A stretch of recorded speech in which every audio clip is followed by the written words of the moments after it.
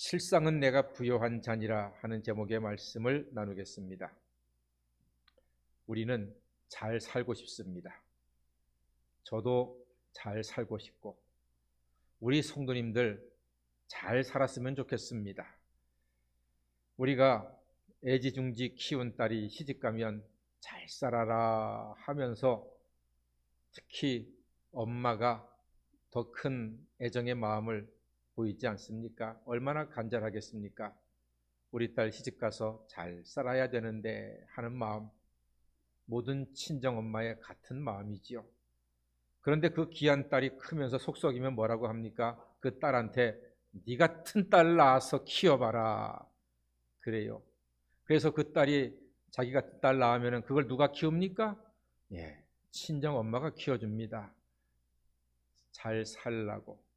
힘들지만, 손자 손녀 키우는 게 힘들지만 잘 살으라고 친정엄마가 또 키워줍니다. 그거 사랑 아니겠습니까? 목사인 저는 우리 교인들이 잘 살게 해달라고 기도합니다. 저는 정말로 우리 성도님들이 잘 살았으면 좋겠습니다. 육신도 건강하시고 마음도 평안하시고 가정도 형통하시고 자녀들도 잘 되고 그렇게 정말 잘 살았으면 좋겠습니다. 성경 말씀대로 사랑하는 자여 내 영혼이 잘된 같이 범사가 잘되고 강건하기를 내가 간구하노라. 이 말씀, 하나님이 주시는 이 축복의 말씀, 이 목사의 마음도 같습니다. 여러분들이 영혼이 잘 되셔서 예수 믿고 죄사함 받은 거룩한 영혼이 되셔서 범사도 잘 되고 강건한 은혜를 날마다 누리시기를 간절히 소망합니다. 자, 그럼 우리는 생각하지요. 어떻게 사는 것이 잘 사는 것일까? 세상에 잘 사는 기준은 뭐니 해도 돈이 잘 사는 것의 기준이 되어 있습니다. 여러분 정말로 그렇습니까? 우리는 부자를 보고 잘 산다고 합니다. 그런데 이것은 참이 아닙니다. 물론 거짓도 아닙니다만 부자가 잘 산다 하는 말 이거 다 믿으시면 안 됩니다. 옛말에 천석구는 1000가지 근심이 있고 만석구는 10,000가지 근심이 있다고 했습니다. 우리 부모님들은 자식들이 다 대기업 가기를 바랍니다. 대한민국에서 가장 월급 많이 준다고 하는 S전자, 거기 가면은 자랑스럽게 생각합니다. 그런데 정작 그 회사 다니는 사람들은 미칠 지경입니다. 힘들어서, 너무 힘들어서 일단 회사에 들어갈 때도 공부 엄청나게 해야 됩니다. 정말로 힘들게 들어가는데 들어가면은 편안하냐? 입사 시험은 준비에 불과합니다. 들어가서 정말로 힘이 든다고 합니다. 월급을 많이 주는 데는 많이 주는 이유가 있습니다. 공짜가 없는 겁니다, 세상에. 그 좋은 회사 20년, 30년, 40년 다닐 것 같은데 너무 힘드니까 평균 근속 연수가 10년 조금 넘는다 그래요. 그 월급 많이 주는 회사를 10년 다니기가 힘들단 말입니다. 돈 많이 받는 거 그게 행복의 다가 아니에요. 그러니까 억지로 대기업 가라고 고사를 지낼 거 아니 고사가 아니다 그렇죠? 네. 대기업 가라고 노래 부를 거 없어요. 그냥 실력대로 가서 열심히 일하면 되는 겁니다. 자, 성경에 그런 말씀이 있습니다. 돈을 사랑하는 것은 일만하게 뿌리라고 했습니다. 그러니까 돈을 너무 사랑하지 마세요. 돈이면 다 된다고도 생각하지 마세요. 물론 돈이 편리하고 힘이 있는 건 사실입니다. 그러나 세상 모든 일들이 다 돈으로 이루어지는 것은 결코 아니더란 말입니다. 부자가 잘 먹기는 해도 돈이 많으니까 좋은 음식 먹기는 해도 늘 잘 사는 것은 아니다 하는 사실입니다. 그렇습니다. 그래서 부자가 돈이 있으니까 몸은 편할지 몰라도 늘 부요한 삶을 사는 것은 아니다 하는 것입니다. 세상은 부자를 부유하다 하고 부러워하는데 과연 주님은 어떤 사람을 부유하다 하시는가? 오늘 성경의 서머나 교회를 보면 부유함에 대해서 배울 수가 있습니다. 이 서머나 도시는요, 아주 돈이 많은 곳이에요. 개도 지폐를 물고 다닌다고 하는 도시가 서머나입니다. 그리고 아름다운 항구예요. 당시에 사람들이 가장 여행 가고 싶어하고 살고 싶어하는 곳 1등이 서머나 도시입니다. 그런데 안타깝게도 거기에는 우상이 많습니다. 원래 해변에 가면은 우상이 많지 않습니까? 서머나가 바로 그런 곳이었습니다. 돈도 많아요, 아름다워요. 그런데 우상도 많습니다. 자, 그렇다면은 그 서머나에 있는 서머나 교회 교인들의 삶은 어땠을까요? 돈 많은 곳이니까, 풍부한 곳이니까 살기 좋았을까요? 오늘 성경에 보니까 이렇게 기록되어 있습니다. 너의 환난과 궁핍을 내가 안다 그랬습니다. 예수님이 서머나 교회 교인들을 향해서 너희가 궁핍하구나, 환난이 많구나, 내가 그걸 다 안다, 이렇게 말씀하시는 겁니다. 왜 그럴까요? 아니, 그 돈 많은 지방에 사는데, 돈 많은 도시에 사는 교인들이 왜 환난과 궁핍이 많겠습니까? 거기에 이런 일이 있었어요. 서머나 시에는요, 황제의 제단이 있어서 누구든지 1년에 한 번씩 그 제단 앞에서 황제가 주님이십니다, 황제가 신이십니다, 딱 한마디 1년에 한 번만 하면은 맹세 증명서를 줍니다. 도장을 쾅 찍어서.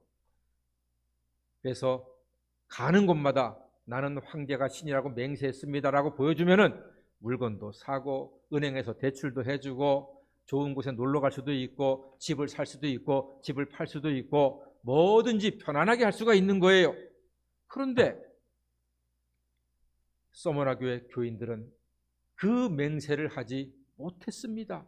왜요? 부활하신 예수님을 믿기 때문입니다.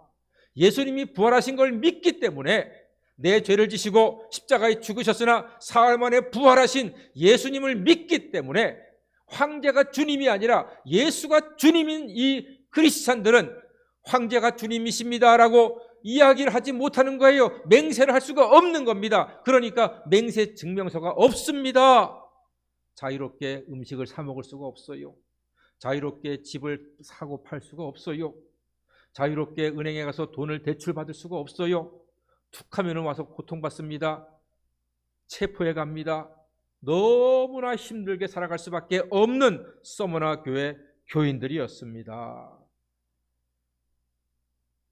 그냥 여러분, 솔직히 웬만한 사람 같으면은 그냥 그 황제 제단 앞에서 믿음이 아니라 그냥 입으로만 전혀 뜻도 없이 생각도 없이 마음도 없이 황제가 주님이십니다 한마디 하면은 증명서 받아서 편하게 살 텐데, 서머나 시민들이 교인들 보고 아유 저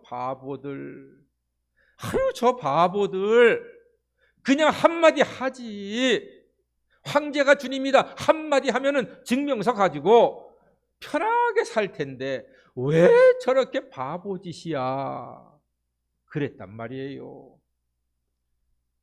우리 같으면은 그렇게 생각하고 우리 중에도 그럴 수 있는 사람들이 있을 거예요. 그런데 예수님의 말씀은 달라요. 예수님의 생각은 달라요. 너희 환난과 궁핍을 내가 안다, 이렇게 말씀하셨습니다. 예수님께서 우리의 힘들고 아프고 외롭고 궁핍한 삶을 아신대요. 부활하신 예수님께서 아신대요. 사랑하는 여러분, 요즘 살기 힘드시죠? 고통스러우시죠? 마음도 답답하시죠? 어떻게 살아가야 하나 막막할 때가 많죠. 우리 때까지는 그럭저럭 살았는데 우리 자식들은 이 세상에서 어떻게 살아가야 하나 염려가 많이 되시죠. 힘드시죠. 그런데 이런 세상 속에서 주일날 나와 예배 드리고 찬송하고 기도하는 것. 세상 사람들은 바보라 그럴지 모르겠습니다.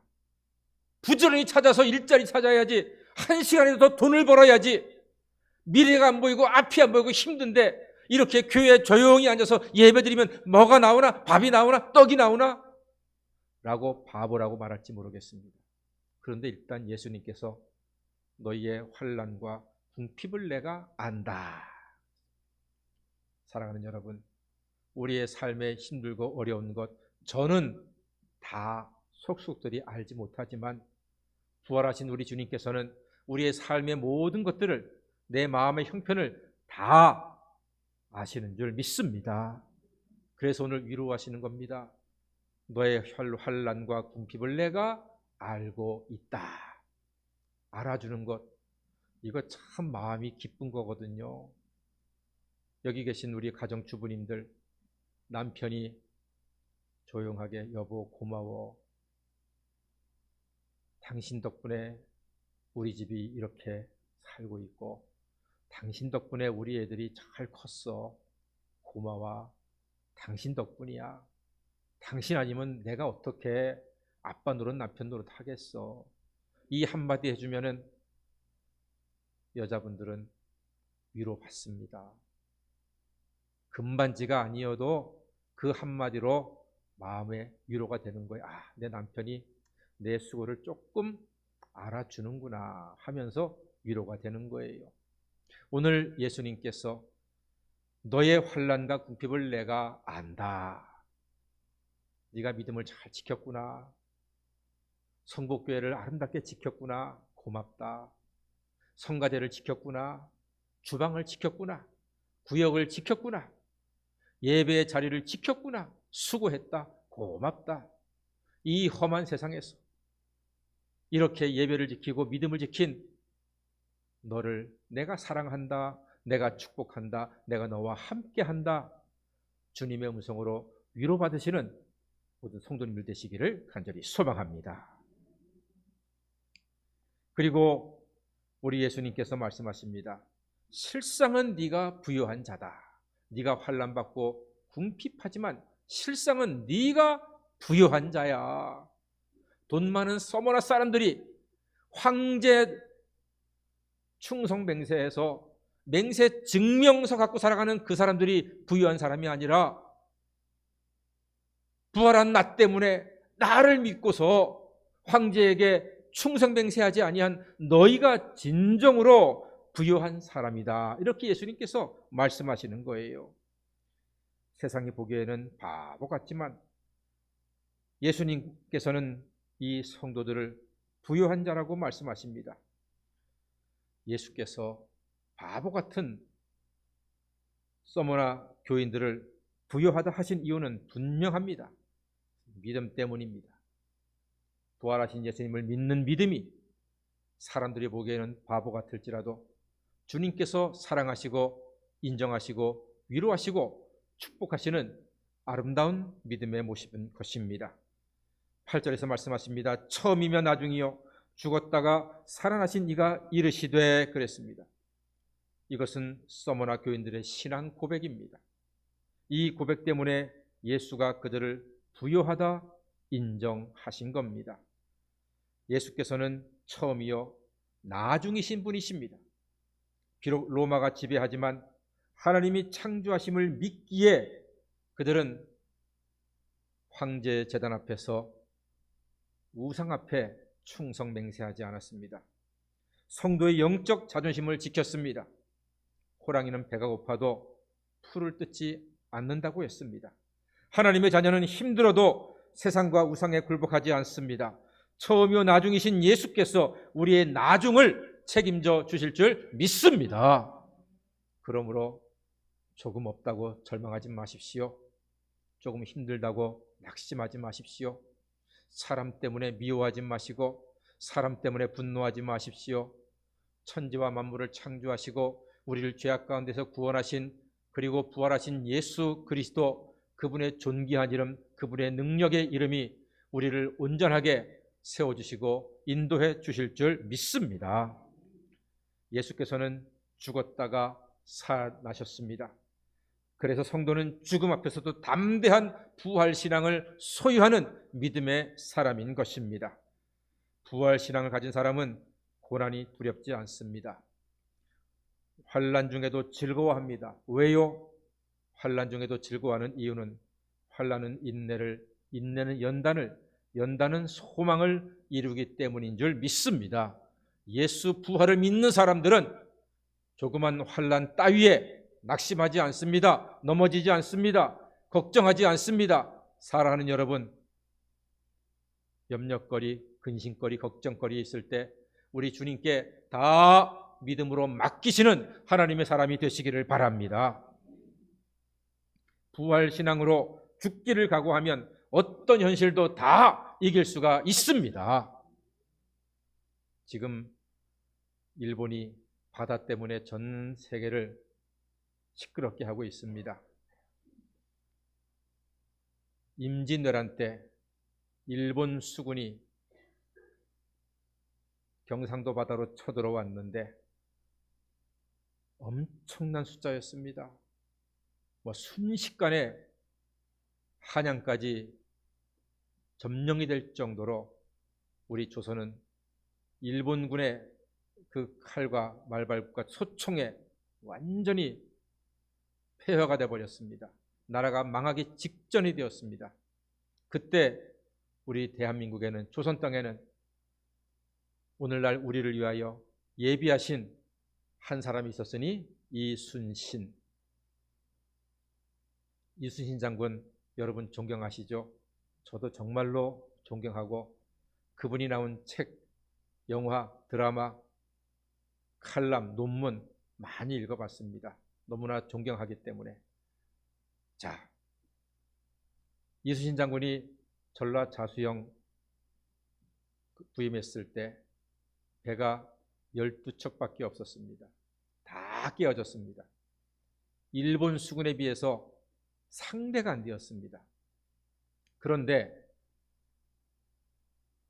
여러분 아시는 것처럼 단 12척의 배로 그 몇십 배 많은 왜군들을 완벽하게 침몰시키고 승리할 수가 있었습니다. 그 원인이 어디 있었을까요?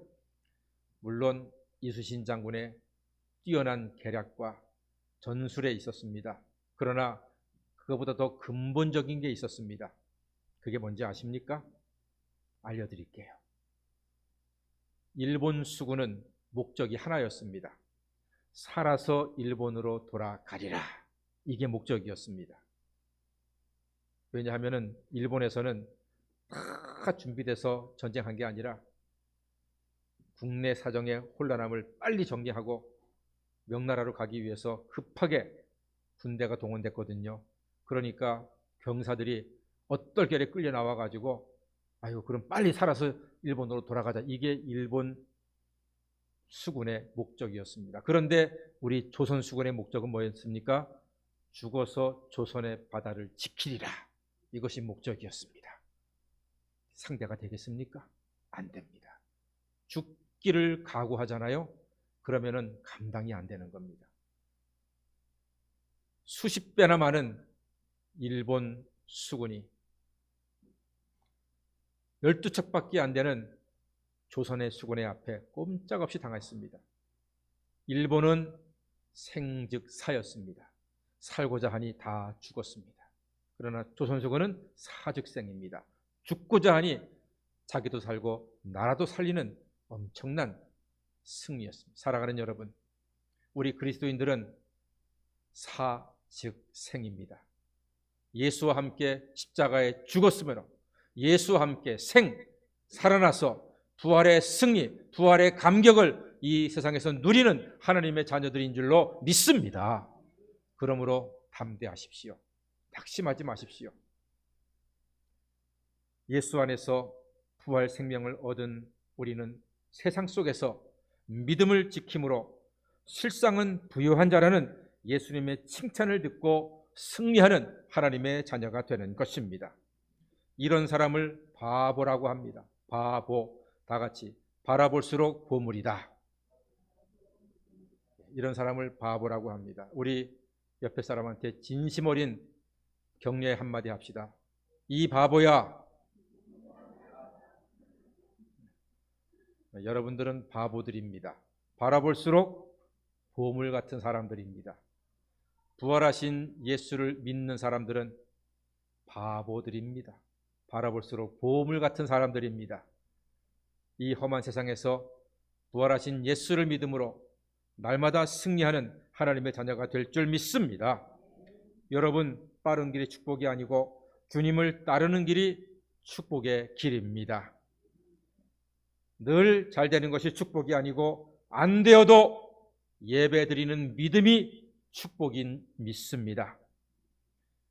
늘 건강한 것이 축복이 아니고 약해도 주님께 기도하는 믿음이 진정한 축복인 줄 믿습니다. 양식이 많은 것이 축복이 아니고 일용할 양식과 생명의 양식이 나에게 있음이 축복인 줄 믿습니다. 그러므로 부활 예수를 믿으니 예수의 은혜로 힘든 세상에서도 실상은 부요한 자라 인정받는 모든 성복 가족 되시기를 주의 이름으로 간절히 축원합니다. 아멘. 기도하겠습니다. 사랑의 주님, 우리는 부활 예수를 믿습니다. 이 험한 세상에서 예수님의 은혜로 실상은 부요한 자라 인정받고 승리하는 우리 모든 성도님들 되게 하여 주시옵소서. 예수님의 이름으로 기도하옵나이다. 아멘.